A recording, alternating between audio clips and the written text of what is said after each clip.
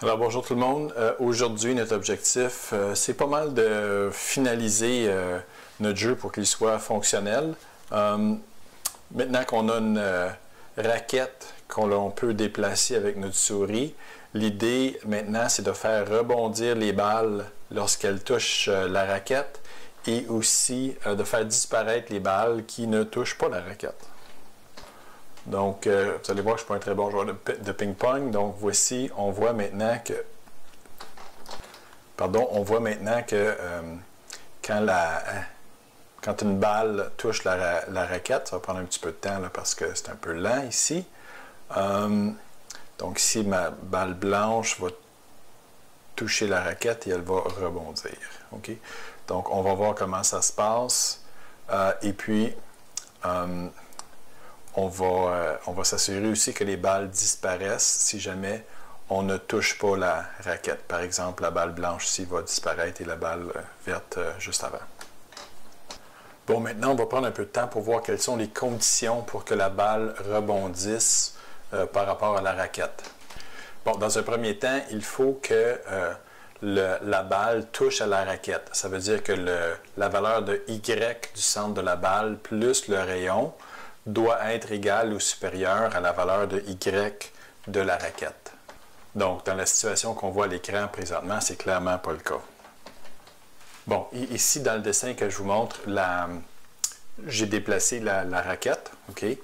Donc, on voit là qu'il y a un contact entre la balle et la raquette. Donc, encore une fois, la valeur de Y du centre de la balle, quand on additionne à cette valeur-là le rayon de la balle, si cette somme-là est supérieure ou égale à la position Y de la palette, ça veut dire qu'on a un contact au moins dans le sens vertical de notre jeu. Cependant, ce n'est pas suffisant pour dire que la balle va rebondir, parce que si je l'ai dessiné, la balle est à la bonne hauteur de la raquette, ou la raquette est à la bonne hauteur de la balle pour qu'il y ait un rebondissement. Puis, je l'ai dessiné pour que la balle soit dans le sens horizontal, là, devant la palette. Donc, il va falloir vérifier cette condition-là aussi un peu plus tard. Mais la première condition qu'on doit vérifier, c'est que le centre Y de la balle plus son rayon soit égal ou peut-être un peu supérieur à la position Y de la raquette. Donc, allons voir comment on va coder ça. Donc, c'est dans pong.js, dans la fonction animée. On avait toute une série, là, quand on vérifiait les rebondissements sur les murs, on avait une vérification pour voir s'il y avait un rebondissement par rapport au mur de droite, le mur de gauche, le mur du haut, le mur du bas. Ça, on va modifier ça dans quelques instants. Mais on va se rajouter du code ici pour voir si la balle va rebondir contre la raquette. Bon, pour faire ça, premièrement, ça prend une condition, ça prend un if. Bon, j'ai fait un petit peu de ménage dans le code là, pour que ce soit un peu plus simple. Okay? On va voir que ce n'est pas tout à fait correct ce qu'on a là, mais on va commencer par ça. Donc, ce que je disais tantôt, c'est qu'on va avoir un rebondissement. La première condition, il va en avoir plus qu'une, c'est que la valeur de Y de la balle plus le rayon soit égale ou supérieure à la valeur de Y de la raquette. Donc, c'est ce que je disais tantôt. Il faut que la valeur de Y de la balle plus le rayon soit égale ou supérieure à la valeur de Y de la raquette. Donc, ça, c'est la première condition. On va voir que ce n'est pas assez, mais dans ce cas-là, qu'est-ce qu'on fait? C'est on fait comme si on était devant un mur, c'est qu'on fait rebondir la balle dans le sens des Y. Et aussi, on repositionne la balle pour que sa nouvelle valeur de Y soit égale à la valeur de Y de la balle moins le rayon. Okay? Donc, la nouvelle valeur de la balle en Y, ça va être la valeur de Y de la raquette moins le rayon. Donc, la balle va être ici. Alors, j'ai exécuté ce code-là et ce n'est pas satisfaisant parce que ce qu'on est en train de dire, dans le fond, c'est qu'à chaque fois que la balle va toucher à la valeur de Y de la raquette, peu importe sa position X, elle va rebondir. Donc, c'est un jeu qui est pas intéressant parce que la balle rebondit tout le temps, peu importe où on est, peu importe où est la position X de notre raquette. Donc, ça, c'est pas le fun. Bon, dans la situation actuelle, j'ai déplacé la raquette vers la gauche. OK? Donc, techniquement, ici, la valeur de Y de la balle plus le rayon est égale à la valeur de Y de la raquette. OK? Donc, la balle et la raquette sont à la bonne hauteur, si on veut, pour qu'il y ait un rebondissement. Mais clairement, ici, la balle va passer tout droit. OK? Notre joueur de ping-pong, ici, est beaucoup trop à gauche.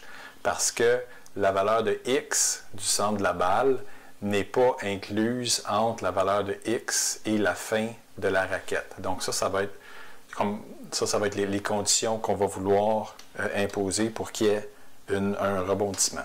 Donc ce que je vais faire, c'est que je vais tasser tranquillement la raquette, puis on va décider si il y aura un rebondissement ou pas en raison de la raquette.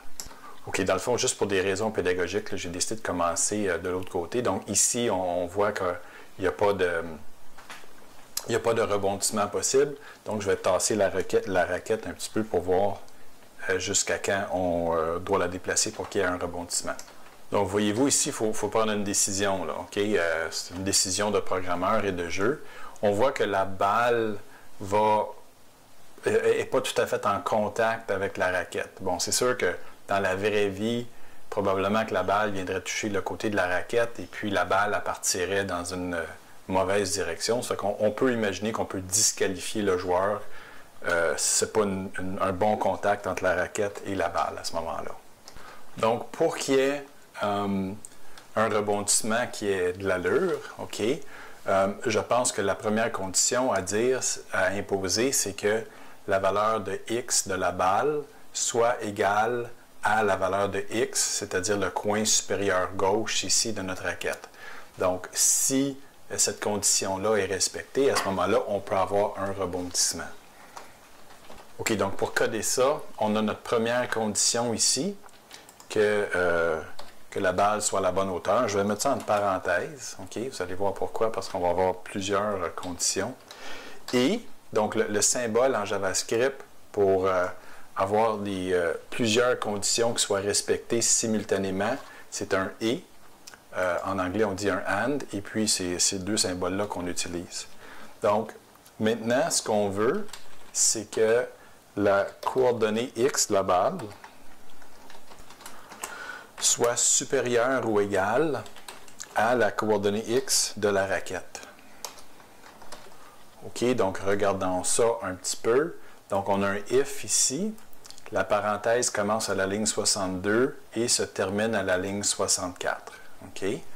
Et puis, maintenant, on a deux conditions qui doivent être respectées simultanément. Les deux conditions doivent être vraies pour qu'il y ait un rebondissement. Il faut que, dans un premier temps, il faut que la balle soit à la même hauteur que la raquette, en additionnant évidemment son rayon. Et aussi, il faut que la coordonnée x de la balle soit supérieure ou égale à la coordonnée x de la raquette, c'est-à-dire à droite. Donc, ce serait le cas ici. OK, allons voir maintenant, quand on programme ça, ce que ça donne. Bon, là, on voit qu'on a des rebondissements. OK, on a des rebondissements. Donc, la balle blanche a rebondi, la balle noire a rebondi. OK. Puis, si la balle passe à gauche de la raquette, elle disparaît. Je vais vous montrer tantôt, je vais vous montrer comment faire disparaître les balles. Mais on voit que du côté droit, ça ne fonctionne pas présentement. C'est que les balles, même quand elles sont complètement à droite de notre raquette, elles vont rebondir. Donc ça, c'est pas acceptable. C'est trop facile comme jeu. Donc on va faire le même principe. On va se rajouter une autre condition. Donc, je vais continuer à faire déplacer la raquette vers la droite. Ici, on voit que ce serait une condition qui est bien respectée. La valeur de x de la balle est supérieure ou égale à la valeur de x de la raquette. Okay? Puis elle n'a pas dépassé la largeur de la raquette encore. Donc, il va y avoir un rebondissement. Ça, c'est bon. Ça, ici, quand on le déplace encore à gauche, c'est encore bon. Ici, c'est encore bon. Mais on sent qu'on s'approche de la limite, là. Bon, si vous avez des bons yeux, vous allez voir que c'est encore bon. Il y a un petit bout d'orange qui est encore du bon côté de la ligne de centre de la balle, mais on est vraiment à la limite. Donc voilà, ici, on est rendu à la limite qu'il ne faut pas franchir. C'est que si la valeur de x de la balle est supérieure à la valeur de x de la raquette, à laquelle on additionne la largeur de la raquette, à ce moment-là, la balle ne rebondit pas. Dit autrement, on va avoir un rebondissement si la valeur de x de la balle va être inférieure à la somme de deux choses, à la somme de la valeur de x, de la valeur de la raquette, plus sa longueur. OK, donc allons coder cette troisième condition. Donc, encore une fois, on veut que les trois conditions s'appliquent. Donc, ça prend un « et ». Ça, c'est le symbole pour un « et » en JavaScript. Donc, maintenant, on veut que la balle, la valeur de x de la balle, soit inférieure ou égale à la somme, on a dit tantôt, de deux choses. Et ces deux choses sont la position x de la raquette et la largeur de la raquette. Donc, encore un petit dernier rappel. On veut que la position x de la balle soit inférieure à la position x de la raquette à laquelle on a additionné la largeur. Donc, dans cette condition-là, on va avoir un rebondissement. Donc, voilà les trois conditions pour avoir un rebondissement dû à la raquette. Il faut que la balle soit rendue au niveau de la raquette, c'est-à-dire une distance de rayon de la raquette. Il faut que la valeur de x de la balle soit comprise entre la valeur de x de la raquette et l'extrémité droite de la raquette qui est calculée avec la largeur. Okay, donc, on voit que maintenant, on a corrigé la situation. Excusez, je ne suis pas très bon au ping-pong. Que si jamais on manque la balle du côté gauche, les balles disparaissent. Et si on manque la balle du côté droit, comme je viens de faire avec la balle verte, les balles disparaissent aussi. Maintenant, il nous reste juste à voir comment faire disparaître les balles. OK, donc on a fini les lignes 61 à 69 ici. Ça, c'est pour faire rebondir la balle contre la raquette. Maintenant, le mur du bas, la balle ne rebondira plus. OK? Donc, il n'y a pas de rebondissement quand la balle va frapper le mur du bas. Excusez, j'ai changé le code un petit peu. Ça, c'est le code que vous aviez. Si jamais la valeur de y plus le rayon de la balle était supérieur ou égal à la hauteur du canevas, à ce moment-là, on faisait un rebondissement de la balle, puis on faisait une petite correction ici. Maintenant, on ne veut plus ça. OK? Donc, je vais mettre ça en commentaire, ou vous pouvez simplement l'effacer. Ce qu'on veut, c'est qu'on veut que la balle disparaisse. Bon, comment faire disparaître la balle? La façon la plus simple, c'est de l'enlever de notre array de balles. OK? Donc, rappelez-vous ici que quand on a parti notre jeu, on a créé un certain nombre de balles. Bien, supposons que c'est la balle rose ici, rose qui frappe le mur du fond et qu'on n'a pas réussi à déplacer notre raquette pour la faire rebondir. Bien, à ce moment-là, on ne veut plus que cette balle-là fasse partie de notre jeu, donc on va tout simplement l'effacer de notre array qui s'appelle balle. Donc, on va voir comment on fait pour effacer. Un élément dans un array. Donc, ici, ce qu'on va vouloir faire, c'est que dans le array balle avec un S, on va vouloir couper, c'est un verbe anglais, splice. To splice, ça veut dire couper en anglais. On va vouloir couper le array balle à la valeur de l'index i, okay? Parce que rappelez-vous qu'on a une boucle ici et on examine les balles une après l'autre pour voir si elles sont en contact avec les différents murs et la raquette.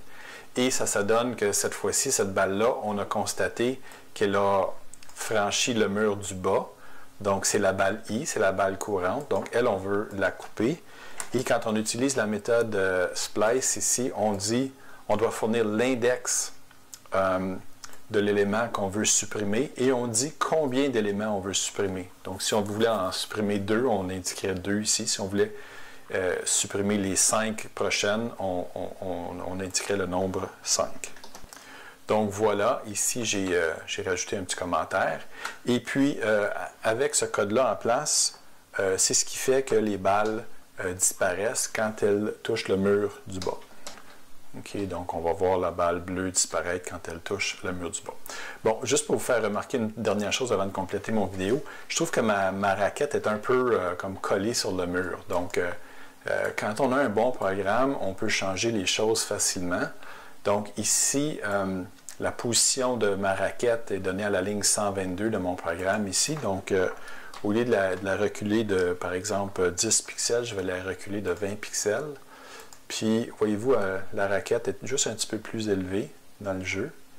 Puis, je sais pas, je trouve que c'est un peu plus esthétique. C'est moins collé sur le mur. OK?